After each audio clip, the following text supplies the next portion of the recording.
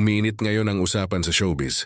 Matapos kumalat ang balitang umano'y, may isang kilalang aktres na personal na nakiusap kay Coco Martin para mabigyan ng pagkakataong makasama sa inaabangang proyekto na si Gabo.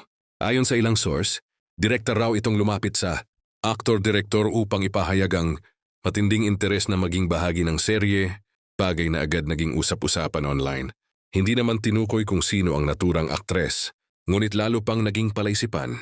Tuno sa publiko dahil sa dami ng artistang nais makatrabaho si Coco, kilala kasi ang aktor sa pagbibigay ng malalaking break sa kanyang mga proyekto.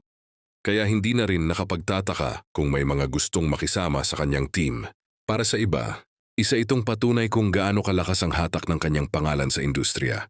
Sa kabila nito, may ilang netizens ang nagtanong kung patas ba ang ganitong paraan, lalo na't may mga artista ring dumadaan sa mahigpit na audition process.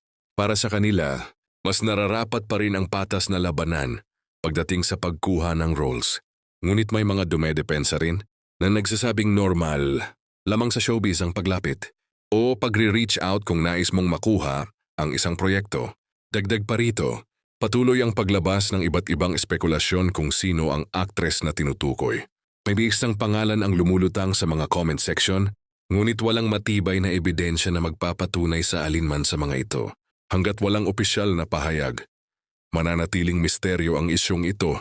Sa na ngayon, mas pinipili ng fans na tutukan ang mga susunod na update tungkol sa si Gabo, lalo na't inaasahan itong maging isa na namang malaking proyekto ni Coco. Totoo, maso hindi ang balita, isang bagay ang malinaw, malaki ang interes ng publiko sa serye, at bawat detalye tungkol dito ay tiyak na susubaybayan ng marami.